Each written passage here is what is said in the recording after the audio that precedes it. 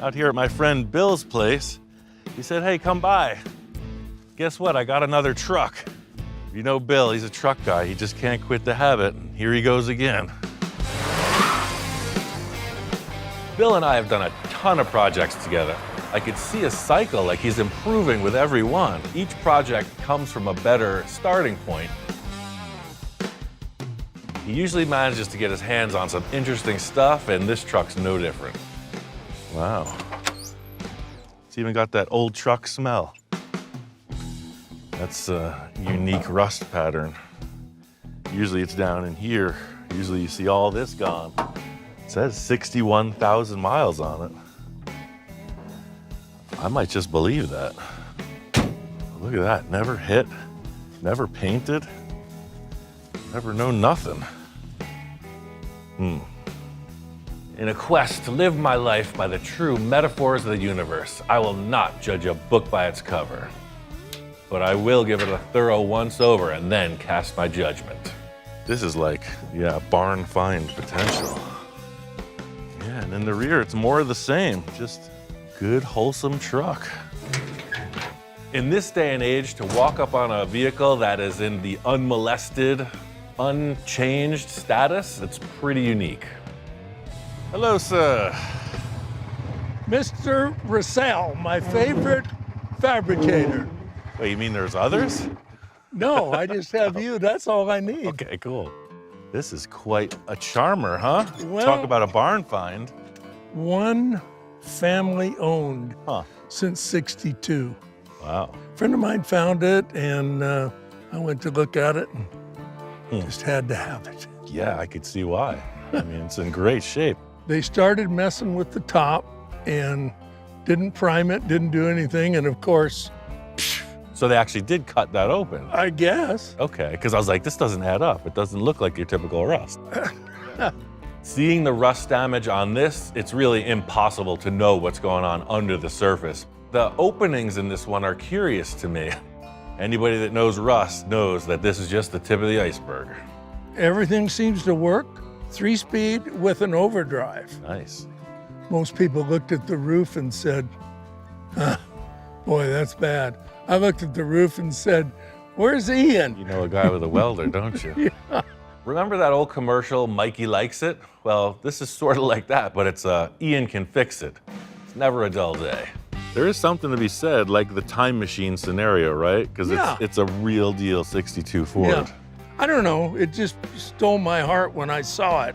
I liked everything about it, and so here we are. Yeah, in stock form, these trucks are great. I had a 64.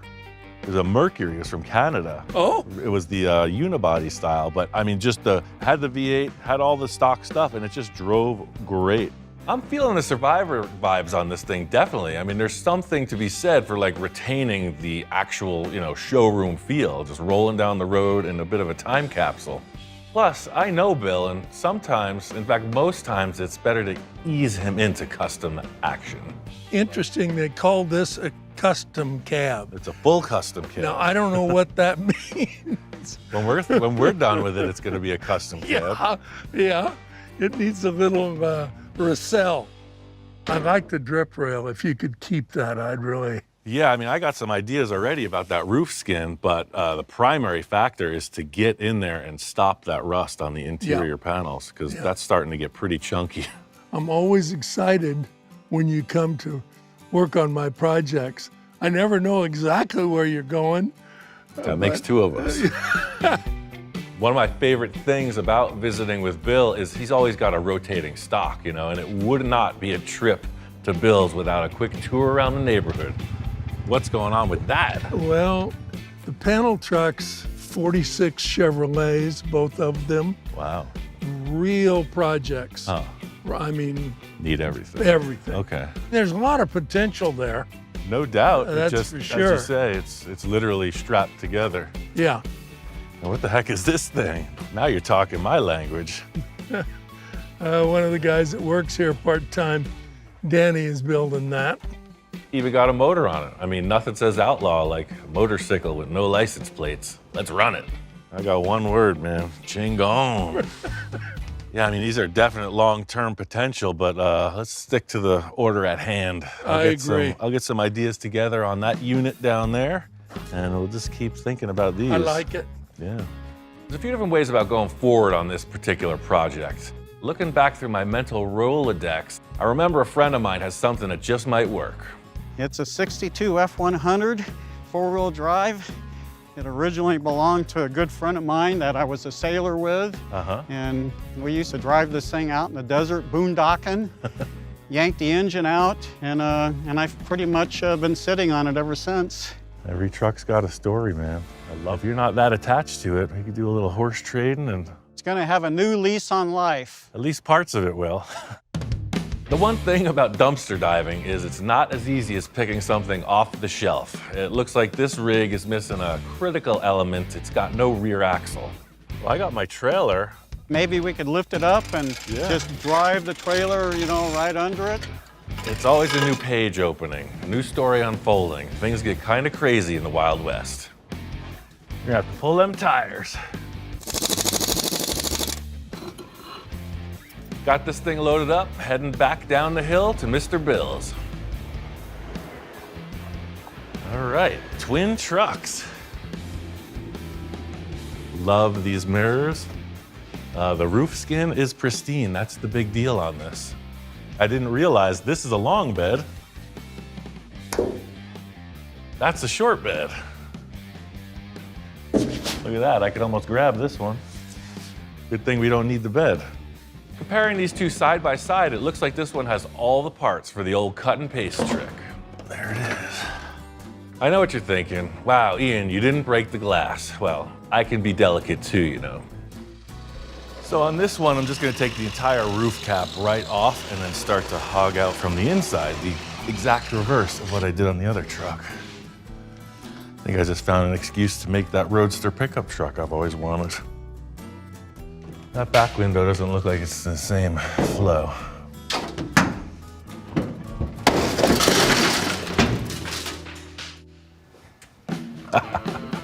Old habits die hard. What can I say? One farm fresh roof skin. Let's get that truck out of here. Let's take out this ancient artifact. Yeah, look at that. Rust free. That is the desert, ladies and gentlemen. I want to leave the drip rail, but remove the structure. So I think I'm gonna take the disc and put it in this way now. Now that the skin's on the table, I can trim away everything I need using my patented surgical precision. So now you have all the structure of the truck intact with this front windshield surround preserved on the other vehicle. As long as those folks at Ford used the same tools to make these two roofs, we're gonna find out. I did all the prepping I could in 2 stations. It's time to put it together and see if it fits. Well, hot dog, if that don't fit like a Ford roof skin should. The two-tone is pretty cool. I wasn't expecting that, but it brings out the bumper, the white and white. Looks like a creamsicle. There's just so much to be said for the factory stamped sheet metal. It fits identical, it fits perfect. And the patina, the color of the paint, actually works great as well. See how this roof has a little clip on it? And then there's still one remaining on the truck. So that's your front alignment right there. Both of these vehicles were prepped out more conservative than the final fit up. So now that the pieces are kind of stacked, just the last bit of trim and nip to make it happen. The process at this point is welding it together and just trying not to burn too much paint off. It's gonna get hot on top for sure, but you're only gonna see the seams around the backside. The front welding is buried in the rain gutter with the sealer that'll go in there. I'm feeling good about this swap. I still got a few tricks up my sleeve to make Old Orange come full circle.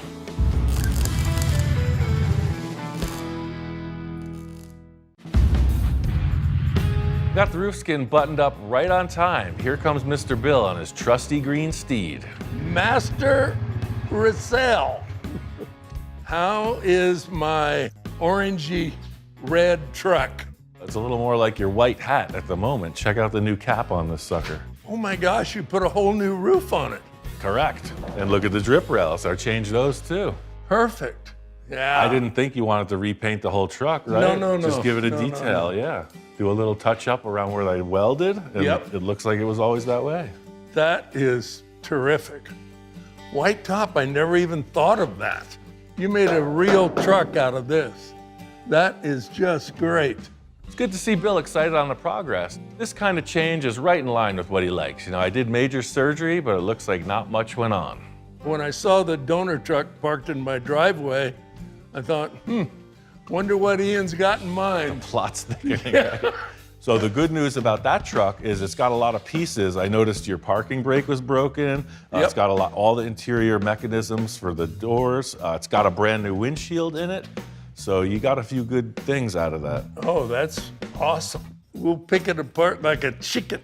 One thing that was bugging me is the fact that there's no rear bumper, you know? It's like, well, it's got a front, but there's no rear. You know, if it had a trailer hitch or something, it would add up, but it's just blank sheet metal. But I was thinking something a little more classy, a little more style to it, you know? I'm rooting through my own part stash, and I think I might just have one thing to solve this dilemma.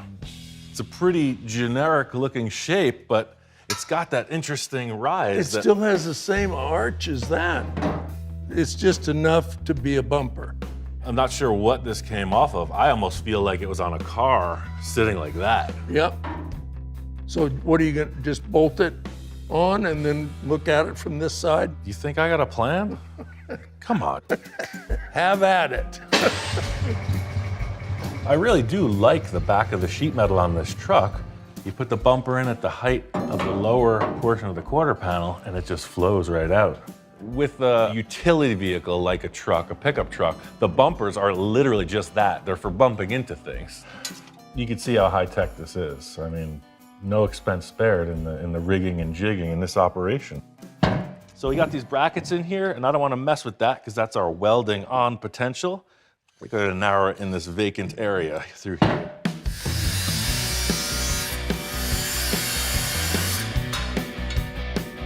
Mini bumper. Got this really high-tech straight edge out of Bill's toolbox. Fortunately, this bumper is the same dimension all the way through, but it's important to get it straight when you're aligning it for welding. Such a clean-looking design to bunch it up with welds or any other modifications would take away from it, so it's got to be a seamless mod. This is pretty cool. These bumpers mounted flat up on the panel, and they're going to do the same on this truck. Can't argue with that. Oh. Now it's like, oh yeah, look at the truck body, and then the bumper, just a little accessory. Simple, hang that license plate just down a little bit. I think that's the most that this bumper has to offer, is that it kind of smooths the line between those cheeky quarter panels under the taillights and just a bland flat cross panel on each side of the license plate. It shows you the old nip and tuck. Sometimes it's the answer. Paint that white, call her done. This thing is definitely making progress. It just leads to think, what's next? Anybody home? Speaking of trucks, out of the blue, I get a call from my friend Tom. This project and I have a little bit of unfinished business. Hey, how's Ian. it going? How you doing? I know you said you made some progress, but wow. It's a driver. It runs. Oh, cool. Yeah, Cool. It runs really good too. This thing looks great. It's a 1942. It was a military truck, a long bed, just a big utility vehicle, and he got a little wild with it. He shortened the entire chassis, bobbed off the bed. I did a chop top, little hot rod 6-cylinder engine. He's like, no, it's not a hot rod. It's not a street truck. It's a toy. Think of it as a giant toy truck. All I could say was, yeah, you're preaching to the choir, sir. I gotta say, I do love the big puffy tires, but these are cool too. Like you're saying, it's like the model kit where it's dual purpose, right? I'd like to see this thing run. You gonna pull it in? Sure. Heck yeah. It's got the twice pipes. It is exactly like the toy that he was describing. I mean, he was talking about these magazines and showing me different model kits, and I'm like, yeah, dude, like that's exactly what it would look like in the 60s, no doubt. Hold on, never mind this truck. Look at this thing. This is the real deal. That was given to me. What? It's a hot rod from the 30s. Oh, wow. During the war, they made a truck out of it for Like rations. so many other ones, right? Yeah, for war rations, yeah.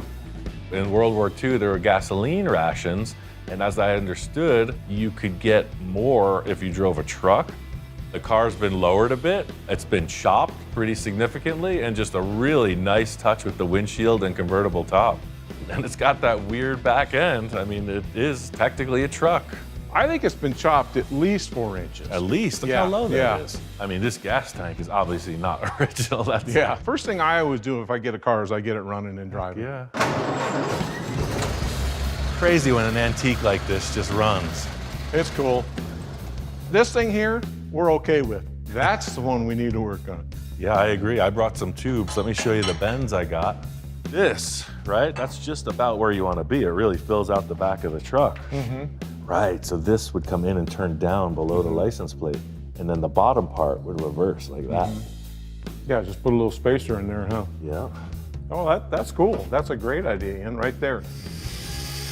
After laying out a few ideas, it seems like we got a good jumping off point with these large bends. That would look pretty cool, no? No, I like it. No, I like it, yeah. You heard the boss. Commence the building, Captain. That's the first part of it. It's gonna need 2 vertical bars where the chassis grabs this bumper, so if we do that, that'll keep it locked. Not only will the vertical bars support the bumper hoop, they will act as the mount to the chassis. And to my eye, the spacing looks like it can be improved on. So our chassis is as wide as this, right? Yeah. So I feel like if we have our uprights this close to the end, it's gonna look funny, but the closer we can bring them into center, it'll look more proportional with our little detail in here, you know? Yeah. You know, we could favor it out to here. How do you feel about that? I'll be honest with you, I have no idea. Are you all right? You're losing me, Ian. Usually you don't lose me, but you lost me. This happens every time, man. See, my mind thinks in obtuse dimensions. My workflow style is purely alone. So I get a good idea in the heat of the moment, I execute it. I guess the flip side of that is not really being able to describe myself that well. No, dude, we're just gonna do this, that, and the other thing. It's gonna be fine, trust me. This bumper's coming out cool. I'm liking it. It's more art than it is function, right? That's what I said, you're an artist, man. Oh yeah, look at that. It's not such a big high boy now. Yeah. It drops it down a little bit. I like it. I like that, yeah. Good answer. The other answer might not. I almost don't want to open it up now. What the heck? Let's hang the plate in there and see what happens. It might be pretty slick if the plate just floated, like it didn't even attach to the bumper, you know? It was off the chassis just sitting there with a cool frame around it. Man, now you're confusing me, Ian. What the heck? Joe Schmo's Raceway, see you on Saturday. And that's kind of why I wanted to start this, because it's like, man, that has such a uniform, you know, feel to it. Would this have like a lot of busy metalwork on it because it's such a simple truck? I don't know. Yeah. This is all part of the creative debacle. I mean, once you change one thing, you sometimes got to change everything. Just like with the back, we made some progress, but in the front, like anything's possible, man. Style-wise, think about it. I mean, we could do another mini tube bumper like that for the front. Could be V'd out, could be a single tube. We could do 15 tubes. Anything can happen. My mind's all over the place now because of that. It is. Honest Ian's Bumper Building Service, here to consult and confuse. On the daily.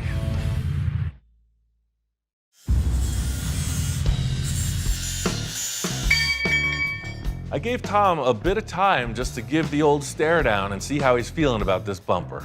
If you want to keep this as we built it, then it's as simple as just attaching it to some mounts.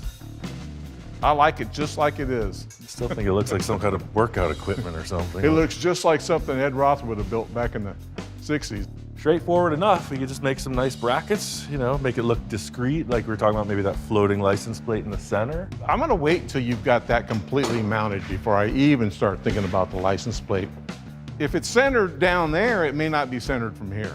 Now you're talking my language, like the great sculptors of days gone by. When the figure is on top of the building, the head is actually out of proportion. It's bigger. Oh yeah, because you're looking at it like that. Yeah, It's all so delicate. I mean, angles, distance, size. How could one possibly take it all in? Well, actually, I'm just going to have my wife come out and tell me that looks good. Rank and do it. Sometimes that works too. Yeah. So in the end, that's what it adds up to. 2 simple, discrete brackets, welded inside and out. No, I love that thing. It looks like something out of one of my old 60 hot rod magazines. Agreed. The surprise for me was the way you mounted it. I did not see that coming, and I like that. Way cleaner. You don't have all this busyness down here now. Yeah. He likes it. By golly, he likes it. Look at that bumper. You like the way the taillights are positioned? Yeah, I mean, I love the traditional lights, but you know, what if there was like a round thing? That to me says like 60s. Yeah. I kind of like that idea. Do you have an old trailer light or anything laying around? Oh, heck yeah. Do I got an old taillight hanging around? Hell yeah. Oh yeah, that's like the time period too, man. Yeah. Right in there, just about centered. Well, I may get custom on you, huh? That's what I'm saying. If it was my truck, I'd have these taillights. In the meantime, I'm gonna get into this front bumper design and Tom's gonna hang the license plate. Well, since I have free reign, I could get obnoxious with it. It's a little trick, that way it's just a hidden nut. Yeah, so it's just welded to a washer, set it in the tube like such. If all my calibrations are correct, this thing might just bolt on. Yeah, man, how about that?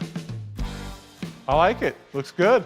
Nice and clean, right? Yeah, that's usually the best way. Yeah, see, once you got that grill on, right? Boom, then you got that whole V shape yeah, really yeah. represented. Nothing like seeing a project in motion, especially at a distance, you know, you really get to take it all in. Heck yeah. Oh, look at that bumper from here, man. It's cool. It's really fun, you know, building a car, but it's driving them is when you really feel the flavor come out. And this one's got a ton of personality. This thing corners like a forklift. Look at the turns it does. Super fun. I'm thinking of doing those taillights like you said. Yeah, man, one piece at a time. You're closer than you were yesterday. Oh yeah, I'm getting there. Another satisfied customer. Now it's back to Mr. Bill's to see what's going on with Old Orange.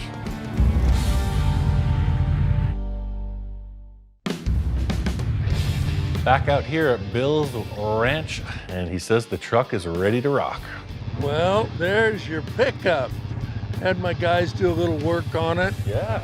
Doesn't it look great? I love how they treated the paint. Yeah, my faux guy does a good job. Yeah, no kidding. Look at that roof. It's like it was never even changed. Yep, the roof is perfect. Cool job. It was really interesting to me how they kind of faux finished the front and rear bumpers to match the roof cap. Pretty slick stuff. Because when you open the door, it's like the dashboard and the top, they make a statement together. Yep. That's really what I was hoping for. There's something about the white paint when I put that new skin on, it's just like, wow, it kind of brightens the whole truck up. It's interesting. By leaving that factory seam between the window and the roof cap and putting the weld in that nondescript area, slapping new drip rails on both sides, it worked out pretty clean. Oh, it's great. Drip rails were non-existent. Yeah. You know, it makes these projects so much better if you have a parts or a donor. I mean, look at everything you got off that donor truck. The big bonus here was the donor truck. Not only did it have the roof sheet metal and a couple other accessories, it had this pristine windshield in it as well. One other thing about the donor truck was it had these cool side view mirrors, and they just scream, you know, California custom truck scene from back in the day. Standing in the back of the truck looking forward, I would see these bumpers hanging out past the fenders, and I thought, well, we're really inside on the rear. We got to tuck that front in as well. This stamped line takes a hard turn right here, right? That looks cool, but then this thing is just kind of flying way out. What if we could get that bumper to match that as closely as possible? This is going to turn. Something like that. I think one of the goals with customizing is to make the vehicle more seamless, make it look like a lot less has been added on. This bumper does have a more molded to the body shape now than being accessorized. The key mandate with this from the start has been like old school, survivor, kind of stock, but different. I love the back bumper instead of the big clunker commercial diamond plate thing that was on there. The chrome was the only thing bothering me about this back bumper, so I love what they did. It just looks like it was always there. I don't even know where that came from. I can't wait for the person that tells you. Yeah. I love the wheels and tires too. It looks like it should be that way. Yeah. It's just some subtle things you did, and it's a survivor. It's great. I love everything about it. I wouldn't change a thing. Sometimes it's better just to leave it alone. Hard for you to do. I didn't say that, but it worked this time. I want you to take it for a ride. It runs good. I want to know what 1962 feels like. There you go. Purrs like a kitten. Sure does. This thing sounds good.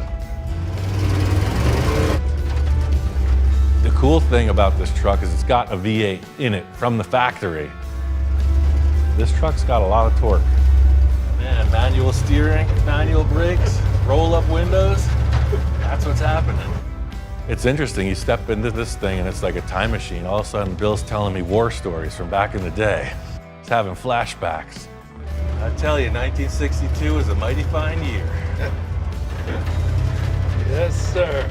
I've driven a lot of different vehicles, but there's something about the pickup trucks in the 60s, they really hit a different stride. They went from this almost tractor style driving, like very archaic, to this thing, even with a solid axle, it's got smoothness and it's got power.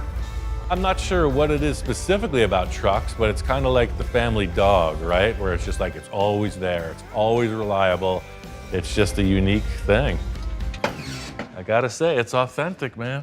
Yeah, I think it's a keeper, Ian. Bill is one happy customer, I gotta say. You could tell in the tone of his voice when he's satisfied and he's like, yeah, this is just what I needed. My friend Tom gave me a ring and asked me to come by. He's always got something new in his ever-evolving stash. What's up, Ian? Howdy, howdy. Just here to check out your treasure trove. Oh, wow. Yeah, man, your truck's looking good. Last time I saw this thing, it was just a heap of parts. It's come a long way. I tore it completely apart, powder coated everything, and just cleaned it up, but it's still all the old parts. It's a 42 Chevy from World War II. But this isn't 42. This 54 235, first year 235. That's a... You run that in the lowrider 54 Chevy. Yeah. Right That's on. what that came out of, was a 54 Chevy car. Perfect. I'm a sucker for any truck project, but walking in right away, I could tell Tom's going in a different direction with this one. When I look at it now, it looks so darn stubby. But it was a long bed. I shortened it 20 inches. It's got like T-bucket proportions. Yeah, now. I went online and I saw Ian Roussel cutting a chassis, and I thought, I gotta cut a chassis now. I learned a little something from that guy too. It's pretty cool to inspire people to make a bold choice in their project. Just take 20 inches out of the length of the wheelbase, pretty substantial. Oh, I see, you cut it right here. Okay, yeah, that's what I would have done. Oh yeah, and then you just box it in a little bit. And you have a bed that's gonna go on? Yeah, that's the reason why I shortened it 20 inches, because when I shortened the bed, it looked best at 20 inches shorter. Squared it and tacked it, squared it. You probably did a better job than I do. I doubt that. Knowing Tom and what he's into, I can see a pretty clear path to kind of remedy the situation, improve on some, and just find exactly what he's looking for in the end. Honest Ian's one-stop chop top in session. I got a couple ideas regarding that. Now you got me excited. I can't wait to see this thing done. All right, man. Well, while you're all enthusiastic, bright-eyed and bushy-tailed, I say we just get into this. Whatever you want to do, Ian. Oh, famous last words. Ian, do whatever you want. I mean, we both know I've got some pretty wild ideas from time to time. I think we just cut the top right off and just discuss. Oh, that sounds good. I don't even know where it'll end up. We'll just kind of take it one piece at a time, as they say. Okay. You wouldn't mind pulling that welder over here. It's about to get real, huh? Oh, it's about to get real. It's like your wedding day, right? It's all fun and games until you're walking down that aisle. Until Ian gets going. This is the last time you'll see your truck in one piece, ever. I mean, for the next couple days. This is a story I'm very familiar with. You know, it's as old as time.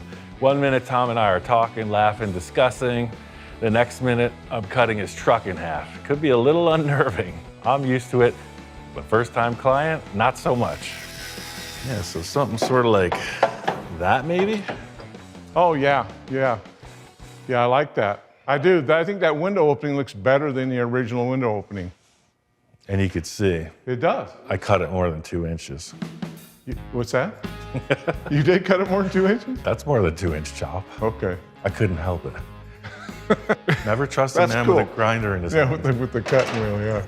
Cool, let's chop the other side off. All jokes aside, when I was looking at it, to my eye, it's all about the proportion. So I'm an overachiever. I cut it a little bit more than 2 inches. I think we're both in agreement. This back window should stay the same size. Yeah. So we'll cut below. We'll do the chop through here in the back wall. When you start cutting something apart, especially it's got different shapes to it and different curves, you're in trouble. Unless you know what you're doing, you're in trouble. You're making your own puzzle. That's the thing. Yeah, exactly. Right now, it's just the picture. Right now, we're gonna puzzle it and then figure out how to make it lock back down. In the back, I'm gonna show you a pretty cool idea for this window. If we were to draw this, say, on graph paper, right? If you took a straight back view of this, you'd have this checkerboard, right? So the most horizontal line, I think, would be this window. The idea being, when that comes straight down, you don't have any zigzag in the connection, so when you weld it, you're not trying to fill gaps. So those are just 2 reference points of being parallel. So now we're hitting on that trim, and we're 3 1/4 to 5 1/4. And then this is the 2-inch chop through this area. Well, I got you now. I'm nervous but excited at the same time. I think you know what that means.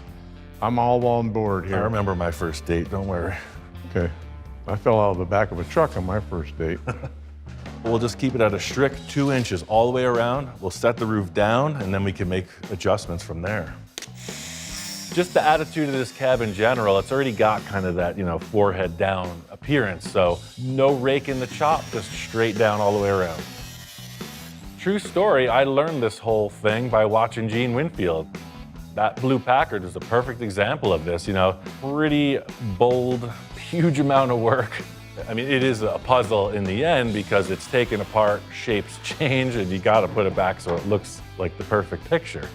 It's a little bit of math, but it's also just a lot of envisioning, You sit back and watch this dissected, exploded view of what it could be and how's it come back together. Are we done, Ian? Theoretically. I mean, this is actually the first time I've ever done this, so surprise, surprise. Now you got yourself a roadster. We got the cut, now we got to do the paste. That's where the rubber hits the road on this puzzle piece chop top.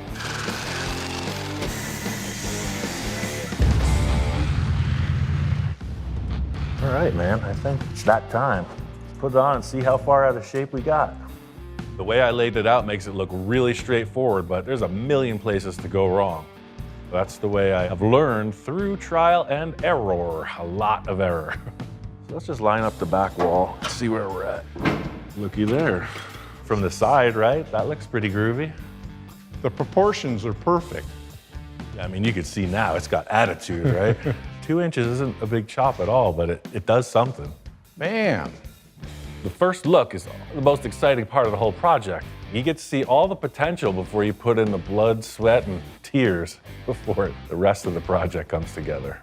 I feel 100% better now. Well, that's good news because the work hasn't even started. This thing has just been nipped. It's time to get into the actual surgery. Uh-oh. In talking with Tom, he made it very clear that he wants me to just focus on the chop while I'm here. This project has been his baby, long-term deal, and he wants to finish it up on his own. It allows me to really take my time, discuss with Tom, and teach him a bit on exactly what it takes to pull through this. This is where the issue of putting the puzzle back together starts. We're a solid inch smaller. The typical thing you'll see so much is they cut right through the center of the roof and split it. They widen the whole thing. But that means you have to pin in this 1-inch band across the whole span of the roof, right? And that gets complicated. That could get all warped out of shape. It gets real weird. So I have an idea that will help us with that. Okay. Are you is that how you're finding the high spot? I guess sometimes my bare bones approach is a little surprising. This is gonna pop the roof into 2 pieces right now, front and back. Let's see how it falls apart. What the heck? I literally had no idea what just happened. I just thought it was like a piece of the brackets from inside the truck. You know, I'm walking away and Tom's like, those are dinner spoons in the roof. Other military, I think. Look at that. And then there says 42. U.S. Marine Corps. Oh, wow. Archaeologist here now. I've never put a utensil in the roof rail of my vehicle. Like what? Did they just like steal them from the mess hall? Like that midnight chocolate pudding adventure, it's on tonight. Clink. All right, now back to our regularly scheduled chop top.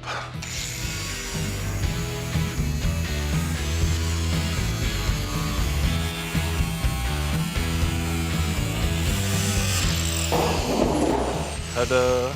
That's just zip right into place. Oh my God, everything lined right up, yeah? Everything lines up like a puzzle. People look at it and it doesn't look like it's too tall. It looks right now. Yeah. Or they're gonna go, what's different about that cab? So my mom said the day I was born, something different about this. It's not every day when I have a spare, complete, identical vehicle at my disposal while I'm doing a project like this. You know, typically it's the exact opposite way around. They got half a vehicle and they need me to build an entire one out of that. Everything about this is clean, clean, clean. Just in looking at it, there's a few key pieces of this that make it worth chopping up as a parts truck. And look behind you, there's the dune buggy wheels and tires. Oh, this is part of the different look kit? Yeah. Heck yeah. The authentic beach buggy wheel. That's what I remember as a kid. The guys ran just the white wall tires just blown up. Before they had paddles or anything, right? Tom is a darn good parts sourcer. Like every time I show up at his place, it's like, where do you even get that? For me, that really short steps my operation because it's like they're doing the footwork and I get to select. It's kind of a shame we're cutting this all the way apart, but it's also kind of not a shame because we're ending up with a really clean custom deal. It'll make this one perfect. I love the chop. I can't believe how fast you got to this point, and it makes complete sense when you see how you do this. This thing is red hot. We got one on the grill and one ready for the frying pan. Prepare your appetites for some freshly prepared chop tops. The B-pillars, I'm gonna leave a little loose because I want to address this right now. I don't like welding that close together if I can avoid it. But since I have this cab, I'm just gonna utilize this piece if it's the exact same stamping in here. It's a bit of a different job having this donor truck available to us because it really simplifies the process. There's almost no fabrication. All the replacement pieces don't have to get made. They just get taken from that vehicle. Simplifies the amount of welding. Lucky for me, I'm used to living in a not so perfect world. Back in the 40s, I guess things weren't super specific. They're darn close, but they sure ain't the same stamping. So you can see everything in the world is not exact. That drip rail is just a little bit different contour towards the bottom. Either way, we have a few bridges to cross. These cars don't like to build themselves. I'm gonna continue weld the roof skin, and then later I'll put a flat bar in there and I'll hammer that drip rail to exact specifications.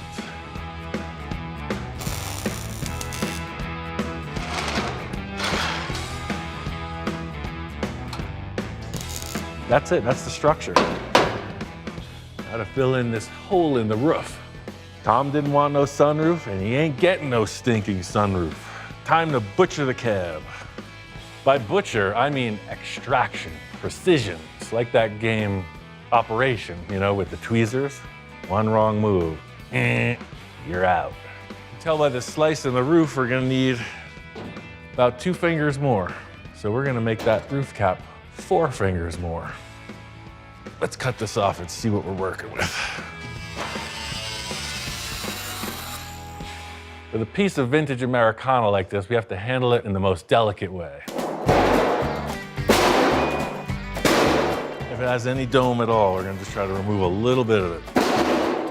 Just flatten it out just a wee bit. Look at that.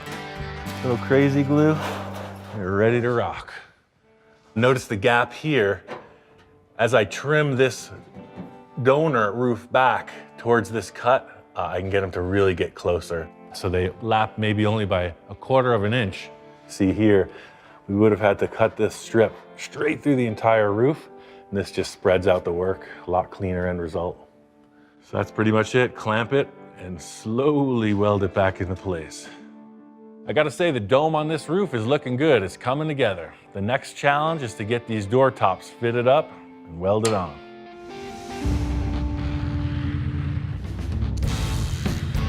Slow and steady. Takes a long time to weld this sheet metal back together, so I don't want to overheat it.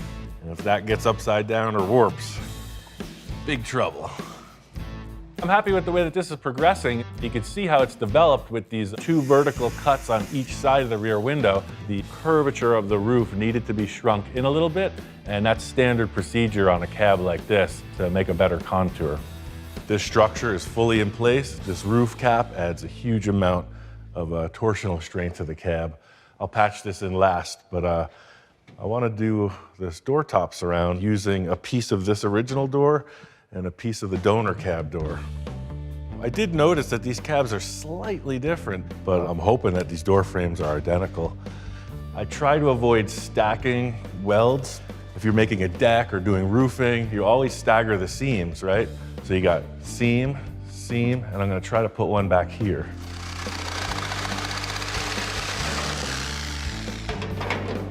I don't like that join up at all. I'm looking at the fit up and man, that's a big difference. I mean, can these cabs really be that far off?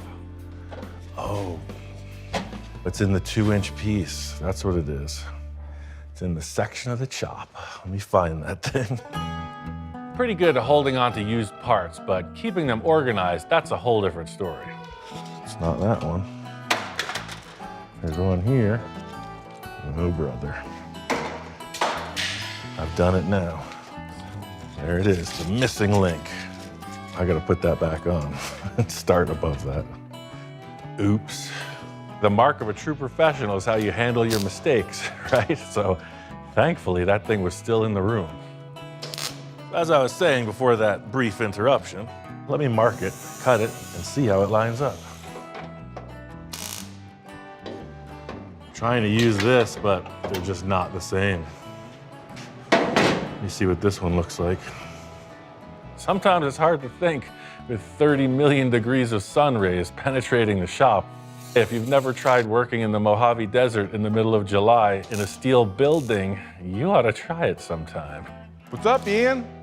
Whew, it's hot. Wow. It's getting there. It's got a top on it. Yes, sir.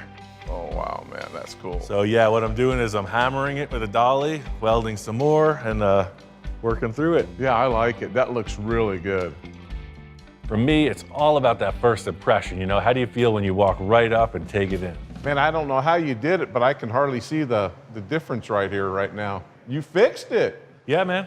It was, I just welded the bottom, and then I used the clamp, and I just drew it up, so the heat kind of allowed it to stretch upwards. Man. I'm pretty sneaky, man. The 2 trucks together right there. Look at that. Yeah. Shuts like it's supposed to. Man, I'm sorry that you know what, though? That's been the biggest monkey wrench so far, right? Yeah, very minor, too. Yeah, Very okay, minor. okay, I'm glad you said that. I don't know what difference between minor and major is on this stuff, because I've never done any of this, but. Major problem is when I can't figure it out. All in all, I think it's a darn good fit up. In the end, the donor cab really did streamline this. All right, last part of the puzzle, the piece that I took out of the corners, I'm just gonna reuse that and then patch in the top right here. You found everything in my shop, huh, Ian? Kind of a snoop like that, man. You should see me at my friend Bill's house. I know where all his best projects are, man. You know, you look so easy that everybody at home's going, hell, I can do that. You can, man. It just takes a screwdriver and a welder. Yeah, and 30 years of messing it up. And then you start to get the hang of it. Well, that's the story, sir. I'm just gonna keep on welding, and pretty soon you'll have a truck again. I'm excited, man. Look at that. That's just one of these here, you know. It's really gonna take just welding to finish this cab up. I'm gonna pick at it for a couple of days, and I'm looking forward. Tom says we can get this thing in a mock-up pretty quick, but I wanna get back to my shop. I got another project that's been prepared that I wanna get into.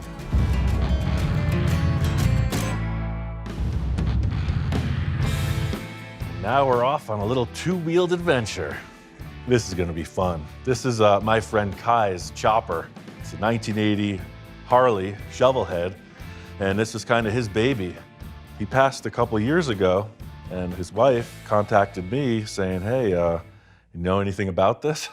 I met Kai pretty early in my career, and he was always a huge supporter of my efforts. Kai was just a really intellectual, interesting kind of dude, and his fascination with Harley Davidson specifically pretty much defined his character. He was heavily involved in the magazine industry as both a writer and an editor, and we pretty quickly became good friends.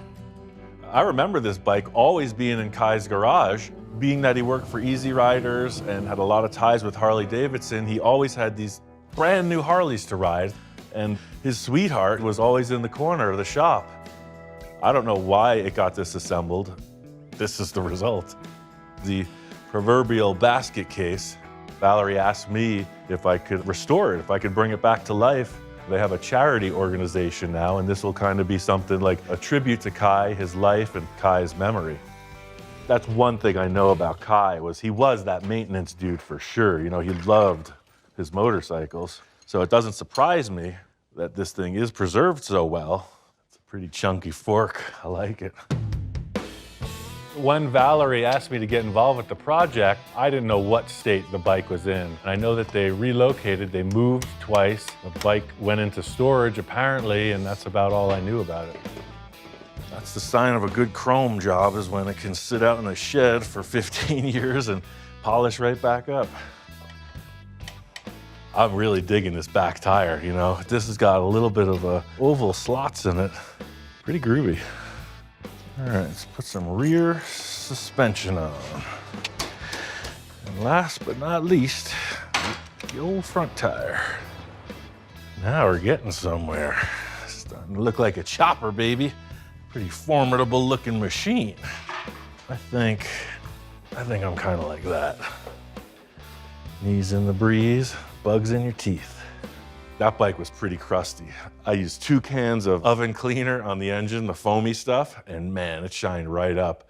I gotta get this running ASAP. You know, I don't wanna get teary-eyed or sentimental in an exaggerated kind of way, but right? It's like the man and his dog, the man and his bike. It's that kind of relationship, and like this was his jam, you know? He rode this thing everywhere.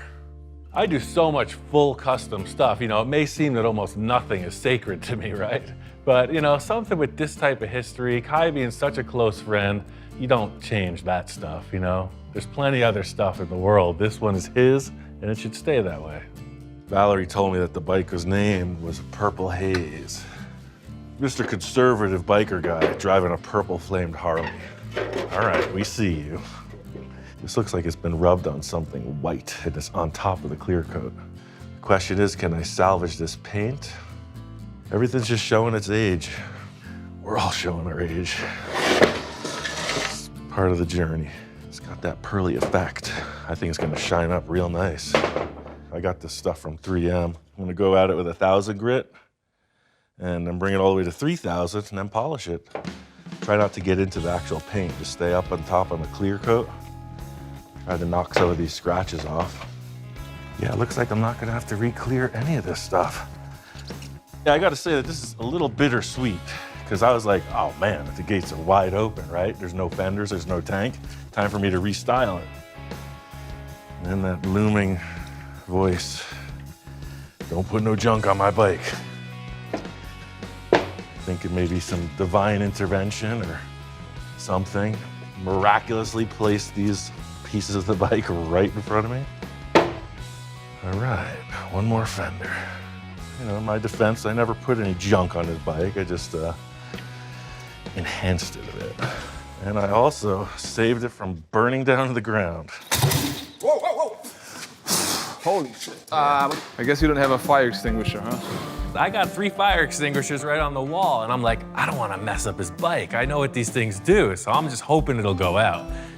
That sucker is flaming. It's 7 feet tall. I gotta use the extinguisher. I'm just glad you remembered you had a fire extinguisher. I was looking around all over the place. No, I knew where they were, but I'm just like, I don't want to make a mess. It's only Kai's motorcycle. I don't want to dirty the floor. Thanks a lot. could say. This is number 2 that I'm saving. You know, I'm not known for Mr. Polish and Shine, but right now, that's where my head's at. I think it's pretty cool that the bike didn't need a new paint job. 22 years ago, there it was, brand new. 22 years for a motorcycle that's driven, that's a pretty good run. So pretty neat to see it looking identical, just aged. Yeah, now it's starting to fill out. These tanks look great. I was wondering why the headlight looked like his bug eyes, right? Look how the top of the headlight's sticking out of the can. That's how much they raked it. So that you could see straight. See, that headlight should be vertical. I want to get this thing running. I'm gonna wash these tanks out, charge the battery. Next stop, showtime.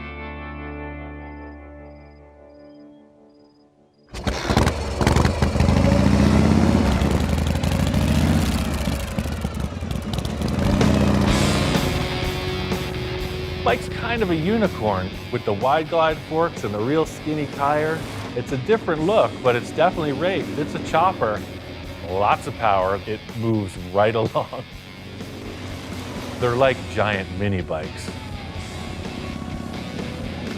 I gotta say, it looks like he just got off the bike yesterday, you know, just leaving it as is. A fresh cut and polish on that old paint brought the life back to it. It's just a testament to how well he cared for this thing. The mystery still stands. I mean, we don't know what happened, why this bike was disassembled, but I feel really privileged to be a part of it, and instead of it just being a pile of stuff in the corner, it's on display. That's all I could say, Kai. I did it. There's no junk on that bike. It's just the way you like it. It's a proper motorcycle. It's a chopper, baby. I'm gonna put some miles down in this desert before I take it back home, though. I'll tell you what, it's got a full tank of gas. I'm ready to move it.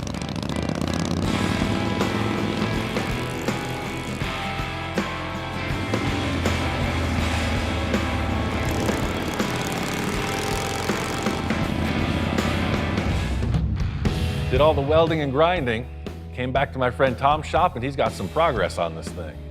It's looking like a truck now. It looks good with the bed. I mean, the proportion of the roof height now and this. It made everything look better. I primered it too because I wanted to just to get an idea of what it looks like as a complete truck, because I want to get it going and I want to drive it. Right, keep the inspiration I want to going. drive it, yeah.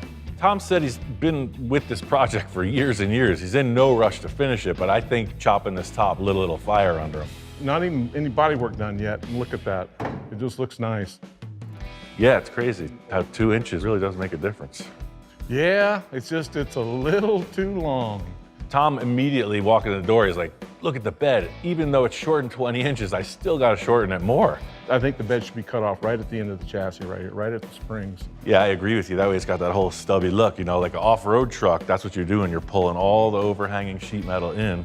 I like you finished off the grill and the headlight. Yeah. That's cool. Thank Super you. clean. Appreciate that, yeah. Looks good, man. I want to see with those buggy tires. The thing that hooked me from the start was, yeah, it's going to be a beach buggy. You know, it's going to drive on the sand, and I was like, oh, heck yeah. Right now, it's got the big and littles, it's got the hot rod look. You know, I want to see it in full fun mode. Pretty cool that you're able to find those wide rims and 6 lug. You want to hear something crazy? I bought these at a yard sale 40 years ago. Huh. I'd call this a long-term success story. You know, Tom's looking at it like, yeah, finally, right? After 40 years, I mean, I was 11 when he started this truck. In a 1961 Hot Rod magazine, this is what they had. They had tires ballooned over the rims. I think the reason why they're usually white walls, that was the bigger tires. That was for the bigger cars. Like the Cadillacs and the Packard. Oh yeah, paddle tires had didn't junk exist. stuff, yeah. For sure. They didn't have paddle tires back then. If they did, most people couldn't afford them, so. Tom built this entirely in the vein of that first generation sand car, right? When they just had some old junk laying around, they would take some ratty old bias plies, make their own rims, and just do whatever they could to get some flotation on the sand. That says fun buggy. And I mean that in the best sense of the word. Like, it's a fun buggy. Like, you're meant to get in there and go have a ball on these sand dunes. It's exactly what I wanted. That's all it needed was 2 inches off the top and another 1.5 feet off the rear. This thing belongs on a Beach Boys album cover, man. Need some surfboards on there and you're cruising down the ocean. This is sweet. Kind of like the black rims too. Yeah, I think the biggest takeaway for me is like, you can't buy good vibes, right? So the horse trading, the working with friends, that type of thing, that's really the way I operate. Thank you, Ian. Yeah, I right on. appreciate you doing that, I really do. Yeah, I can't wait to see what other good treasure you dig up, man. Now this truck, it's contagious. It's got me thinking, you know? I got the Model A body. I got some sand tires. I got an old chassis. Who knows what could happen? Maybe Tom wants to race. You're always taking me around the new corner of the property, man. I don't know who you're hiding these things from, Yeah. but... There's a project for you, Mr. Russell. Oh, now we're talking. That thing is sweet. Today's project is brought to you by the color green. That's a real live Willys Jeep. That thing is cool. I gotta say, that's an Army Jeep right there. I can dig it. We might get old, but we don't grow up. Yeah, no, I'm right there with you. All of a sudden, I'm like, this is like a Tonka toy. Yeah. That's not a fiberglass one. No, sir. Nice. That's a 1946 all steel. Still look like a goon sitting in this thing. I didn't realize they were so tiny. You look good in there. I feel good. When you opened this hood in 1947, this is what you saw. Albeit a little bit cleaner, but it's so interesting that nobody ever messed with it. I wouldn't have been able to leave it alone all those years. Bill and I are going on and on about how we both love it so much. The question is, what do you want to do with it? Well, I really got this for my grandson because I want to teach him, like I've taught my kids, to drive a stick shift. Ah. I know he's been driving that Gator around. That's been his since he first learned to steer, right? Yes, he's good at it now, but he did crash it once. I noticed that. That's bound to happen. Yes. That's what you get for driving in plastic vehicles.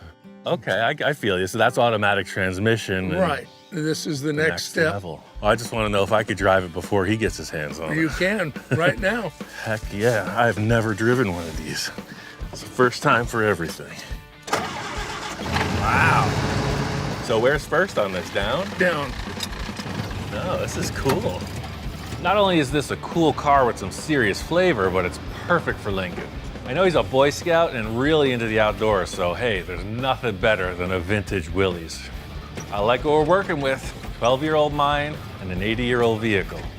What could possibly go wrong? Another beautiful day in Mr. Bill's barn. Senor Lincoln's in the house, and we are ready to get to it. Oh, look who it is. Hey, Ian. Hey, Lincoln, what's happening? I love your Jeep, man. I'm really excited because I've never driven a stick shift before. Me too. And I took it up that hill in the back. This is an awesome Jeep. My favorite is this windshield, right? So when you're driving, that goes down, then that foot goes out there. Hand up, that's it. Now you're cruising. It's a convertible now. Yeah, Yeah. exactly. Before we do any kind of transformation on this Willys, the key thing is Lincoln's gotta look cool driving it. Do whatever you guys come up with. He's got ideas. My mentality is about a 12-year-old level, so all the cars that I do look like toys, so whatever you're thinking, man, let's do it. I like what you did to my grandpa's truck. I was thinking that we could try and chop the top. It has no roof, man. That makes my job a lot easier. Here you go. Shazam! The chop is topped. The top is chopped. The way I see it, if the roof were there, it would be like really tall. I could see that, yeah. You know, at first I thought he was crazy, but I gotta admit, the kid's right. I never understood why this big panel was here. You're in this wide open vehicle and you kind of have a shield in front of your face. Yeah. I feel like all the old dudes looking at me when I'm explaining my ideas at 12 years old of all these fantasy go-karts and everything else, and they're like, yeah, kid, good luck with that. I've just never really worked with the thin air, you know? There's nothing to start with up there. It's the classic conundrum of trying to relate to the next generation.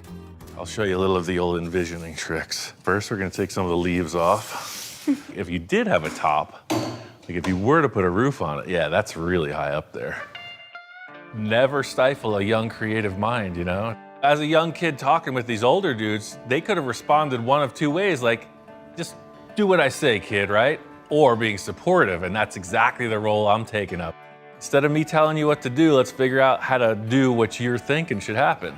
Do you want to put a roof on it or just still want a convertible? I don't think it needs a roof. You don't get much rain here. Tailoring this whole thing so Lincoln looks cool, right? Like it fits him, but he's gonna grow up, so I wanna be sure an adult fits in it as well.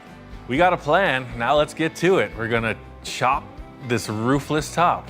Well, why don't we start by taking this aluminum stuff off? We'll see what it's made of. And see that side mirror? Yeah. Yeah, that's pretty bad. You can definitely improve on that. All right, those are started. Try to take them out. I'll work on the other side. It's a nice little change of pace, you know? Instead of being with the old grizzled, been there, done that car guy, we got bright-eyed and bushy-tailed. Spirited young man. All right, I got all the screws out. What should I do with these? Sweet. Take that thing and throw it out in the driveway as far as you can. It already looks better. It lowered this. See, hop in now, check it out. Ian, can you get your magical broom of viewing? Prepare for magical broom of viewing. Oh yeah, it does look way better. I mean, that took the windshield down 1.5 inches. Do you want to go further than that? Yeah. Kid after my own heart. This is gonna be awesome. Enough with the screwdrivers, let's get into some fabrication. Have you ever taken a windshield out before? No, I haven't. Here, this is the windshield removal tool. I'm gonna let you handle that. Take it out. Strong work, natural ability. What are you doing here, man? This is a mess. That's not how you take out a windshield. Well, you were the one who handed me the sledgehammer. Hey, don't follow my bad advice. It's pretty interesting for a kid who just smashed apart a window and now I'm cutting on his Jeep. He seems pretty relaxed. How's that burrito treating you? Good. Good call, man. You got plenty of windshield now. Yep. It's as if nothing was in the way. Yeah, I think this is good. You sure? You sure you don't want to do something a little more creative? I mean, what about a little asymmetry? How about a little something like that? I kind of like that, I have to admit. It's got a little bit of the gangster lean. Could you possibly do the same angle with this bar? You know, the freedom of the 12-year-old mind is what I've been striving for my entire career. Anything goes. Wild ideas, as long as they look convincing, it's gonna be okay. You got a natural talent for this design thing. I like it. As creative as that looks, I don't know if Grandpa's gonna go for that. We gotta make him proud after all, right? I liked your idea in the first place. Yeah. This is a pretty solid look. How would you feel about taking 2 inches out and just taking a look at it? I'm thinking about a 3. I like your style. We're getting along good. Already I could see that Lincoln and I just may really be able to get into some stuff. How about we chop it too, take a look. You know, small steps. That way we don't have to go backwards. As simple as this procedure appears to be, I'm thinking it all the way through. I want to perform the modification and make it look seamless in the end. There's something about the cadence of my voice, the way that I work, puts the client at ease every time. Maybe a bit too much. What you think about that? That looks perfect. Full custom fit. Feels right. It's gonna take a little while for me to finish that welding, but that's the look, like the proportions. I mean, you look like you should be sitting in there. That's perfect. You said chop top. I saw no top, but we're on the way. I gotta say, there's a first time for everything, and the roofless chop top, it works. Lincoln's away on a scouting adventure, so I took it upon myself to finish all the welding on this thing. And I know this roll bar's out of proportion too, so I got a couple ideas to bring it all together. The roll bar in this Jeep is not suited for any kind of serious wheeling, you know, by today's standards, but it will provide some protection in a rollover. We're trying to do something that's at least as strong as the original. Yeah, perfect. First step is to get the mounting brackets in place and then build the roll bar to fit. Seeing Lincoln getting all excited about driving stick shift, he reminded me of myself, and I was just a lad. Anything that had an engine, I just had a way of getting involved with it. I remember we were visiting some family friends. All the parents were having their conversation. I was wandering around the yard, and there was the garden tractor. Came driving around, everybody's like, what are you doing? It's like, driving a tractor. So that's gonna be the mounting pads to start. All those years of doing the manual bender, you know, getting a little spoiled with all these deluxe tools is a nice thing, but you always gotta keep it balanced. You know, 1 foot in the future, 1 foot in the junkyard. All right, looks good. Definitely too tall. If we're just trying to make it look a little bit cooler, would the roll bar have a little tilt back to it? Would it be completely square? I think visually, like it might look a little bit cooler like that. Placement is everything. A wise man once said, don't look right, cut about a fistful off of it. All right, I think now we're more in the ballpark. Looking at the windshield and the hoop are parallel. Like looking at the rope on it, it's like that would be the top profile if it had a soft top or something. So it's a cool look, you know, it comes back like a fastback and then it's up and then it's down into the windshield. So it looks like this is going right into the windshield from the back. This Jeep isn't intended to be a super bad rock crawler. It's also not intended to be that mild grocery getter. It's all about Lincoln. It's unique to him, his development, and his future adventures. It's gotta fit the bill. I think we got this top wrangled into shape, but there's a whole lot more front, back, side-to-side action that needs to happen before this project's a wrap. Lines up. All right, it's the if perfect that's how you're size. feeling. It's got a little snowplow feel to it. More of a cheese grater. That is a 5-star bumper. All right, I'm not arguing with you, you know. As perfect, as correct as this grill may seem, we also have some other options. Oh man, now you're cruising. It looks kind of like it's trying to show off. This is supposed to be an old army truck, right? We don't need to add like a Cadillac bumpers on it. That's right. I like the way you put that. Look at that. True diamond in the rough. It's only 2 feet too wide. Actually, I kind of do like that. It's pretty mellow, right? I call this mission a success. We have a lot of options for any variables. Now it's time for the old slice and dice. I'm gonna cap this. I'm gonna make this much stronger. I think it'll really make the spring work a lot better if we have a cross member in here. Well, that being said, leads us to our prior discussion. How do we put this bumper on there? I'd say that looks pretty much in the ballpark. So look at that hang. That's like the Econoline van was super wide compared to this little Jeep. Looks like I'm gonna wanna take about minimum of 19 inches out of this bumper. 19 inches. That's 1.5 feet plus an inch. That's a lot of material. If this was like a regular city car, you know, you'd want that bumper protecting the front, right? But this is a trail rig, there's nothing to protect. So really, you want that tire to hit something. You don't want that bumper hanging up on anything. Mini bumper. Now we're talking. See, it's just like a center guard. I think it's a good look, you know, it's got some style. It's got this utility look, but just classed up a little bit. It's like a urban look for a off-road Jeep. All right, let's clean it up, weld her back together. I gotta say, the Econoline bumpers were the perfect choice for this because they were there. Old subtle finesse Rousseau. That's 24.5 inches narrower than it was. Yeah, I like it. It doesn't say too much, you know?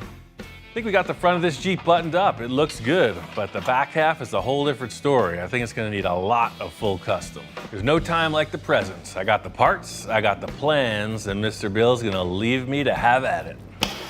No matter what the project is, I'm always thinking about how to make it look as sleek and unitized as possible. First thing is to get rid of all this business hanging off the back. So what I really wanna do is have this trailer hitch in here behind the license plate. You wouldn't even know it had a trailer hitch until you lifted the license plate. And if you didn't know that the license plate lifted, you wouldn't know it had a trailer hitch. Sneaky. I wanted to set up this trailer hitch in the center of the frame, you know, the strongest part. Instead of having the old hitch, how it hung down, it would put a lot of leverage on the frame. This is gonna be right there in the middle of it. Looks good from here. It's interesting the way that this Jeep was set up because you had your chassis and a few other support pieces. I was able to reconfigure every stock element and grab onto this new trailer hitch receiver, this tube pierced through the chassis. Once this goes in, you put your hand back here and the pin slides in. Next step, rear bumper. I want to get this bumper up as high as possible, and these taillights are starting to bug me already. Uh-oh. The art of this is just bang on it until it looks less bad than it was. This bumper's pretty beat up, and fortunately, I don't have to make it fit that Ford van anymore. So I'm just gonna bang it into shape so that both sides match.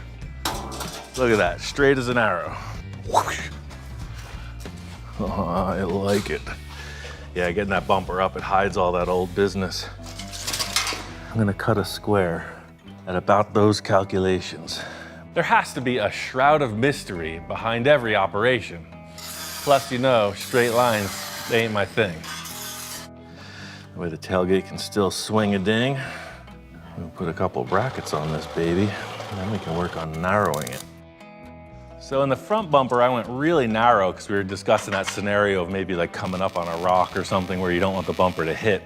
But in the back, I don't think that's as important. I think this shape follows this curve of the fender pretty well. And I like how this comes right in, but I don't like how that's gonna hit. Anybody who's done this will tell you it's all in the details, right? When something looks like it belongs, it's agreeable to the eye. That Econoline bumper, the placement, the trailer hitch, I think it fits. Plenty strong for what this Jeep's gonna be doing. Before I go any further, I gotta patch some holes, you know, tidy up the rear a little bit. At least now when the bodywork goes into play, there's no welding. Last but not least is this special hinged license plate bracket. How could I forget? Trailer hitch, no trailer hitch. Piece of cake. Nice and clean. I like how this wide plate does fill up this whole bumper, as if it was made for an older thing. We are getting down the road on this Willys. Makes me wish I was 12 years old, all over again. Bill and Lincoln are gonna spend some grandpa, grandson quality time, you know, finish this Jeep up. In the meantime, I got a little project I've been thinking about for myself. All right, now the real fun begins. You know, Lincoln's got his ideas about being a grown-up, driving a stick shift. And I got my own ideas about being 11 years old again. This is none other than the RCF Micro Mini, the miniest of mini bikes. My friend Evan makes these. The engine's very powerful for this size machine. He even upholstered this cool seat and sent it over to me. I mean, the neat thing about this is they designed the handlebars for somebody that is about 6'2", right? But yeah. I mean, definitely has a charm, right? Like most of my projects, the first mock-up might seem a little loose. And I mean, it does look kind of comical at this point, but I think we're on the right path. You know, I have a tendency to build stuff that I have a hard time fitting in, and this really takes us to the extreme. The whole idea for this thing is I want something tiny I could just throw in the back of the truck, putt around the car show, you know? But I think Lincoln would get a kick out of it too. I mean, if I was 11 years old and I saw a pink seated Micro Mini, I'd be all over that thing. These bikes have the cool retro vibe, but for myself, I'm seeing something a little different. That's what I do. I'm a customizer, so I'm gonna do something to it, make it a little bit my own. About time I cut a mini bike. Whenever I start a motorcycle project, I tack it to the table first. That way everything is centered and secure. That's a pretty big rake. I guess it would steer. What do I know? It looks cool, right? Yes, it does. Instant chopper. All of a sudden it has attitude. Look at that. All of a sudden it's going 100 miles an hour. I think I want the tires sitting out like that. I'm not a huge chopper terminology guy, but I'm making these front fork flipper details. You know, they're unique to this sugar bear style front fork. That's what I want. I want a funky. Those 70s stock chopper vibes. Shaped a little bit differently by the end of this, but I just want something to start with. I can dig it. I hope you can. So I need 2 brackets to hold this, and then the fork will just hoop up and over. There's a lot of different techniques to shape and cut metal. Think about the old-fashioned blacksmith with his coal-fired furnace. Never gets old. It's like a heavy metal fork. Now that's starting to look like a chopper, eh? Evan was kind enough to send 2 different fork sets with the project, and luckily for me, it's the exact material I need to finish off the front of this frame. I gotta say, these smaller projects are kind of fun, you know? I feel like an elf, a giant elf in Santa's workshop. You know, Honest Ian's micro mini bike customization factory. I think we're getting close. It needs some handlebars. That is like the baddest kid in middle school just showed up to the football field. That's mean. That's like cartoon kid stuff. Count me in. Definitely on the right path. This thing screams outlaw. It's almost ready to terrorize the desert streets. Similar to what I did with the front, I'm gonna add another solid rod element in the back to support the seat. Starting to look a little zigzaggy now. All right, now for the authentic envisioning process. It's Easy Rider, baby. I don't want it to be silly looking. You know, it's a mini bike, come on. Look at that, perfect fit. So that got me thinking, like the last piece of the puzzle is like the gas tank, right? And he made these awesome tanks. They originally were designed to go off the back like that, but I figured, hey, you know what? I want that thing front row and center. You know, rather than adding bulky hardware like you see with these clamps and the kit it came with, I think a much simpler design. Just one simple bracket and one threaded petcock to set it in place. That's actually the mounting point, you know, for whatever, the quart of gas you have in here. That way it's just like floating in the frame. That's pretty slick. I like it. Just silly enough. Oh, look at that fixture with the back. It's perfect, just a nice little spring. Made it back to Bill's to see the finale of this Jeep project. And I got a little something to show Lincoln as well. Hey, Lincoln. Hey, Ian. Man, this thing looks awesome. I know, right? Walking in the door, it looks like something I remember. It just looks a lot better than I remember also. Wow, this thing turned out crazy cool. We did a bunch of work to it. Yeah, it definitely looks a little bit fresher than when I left. I love how you kept the rims matching the paint on the bumper. The favorite things I added was probably the winch. Heck yeah, if you get into real trouble, you're able to pull yourself out of a ditch. Yeah. Tires are cool. They're like knobby motorcycle tires or something.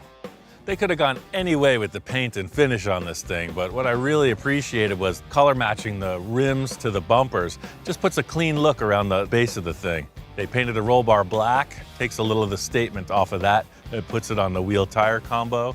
It's just a clean ride. So have you even driven this thing yet? No, actually, I'm a little bit nervous. But I'm a little nervous too. I haven't even driven clutch before either, so.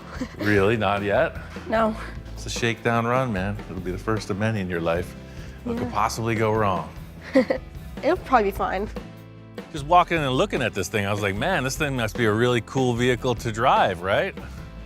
And he's like, yeah, not yet. This is definitely my favorite one that I've seen you do. Oh, you haven't seen everything yet. You got to see what I've been working on at my shop. I got a little surprise for you. It might change your mind about this whole project. You might want to trade me. Whoa! Aha! The whole focus here is like Lincoln coming of age. He's growing up. He's gonna be a man someday and drive a stick shift. And I'm like, yeah, I'm kind of do the opposite, Lincoln. Check this out. I put this mini bike together with a quickness. And let me tell you, it's a handful. It's got way too much power and it's super loose driving it.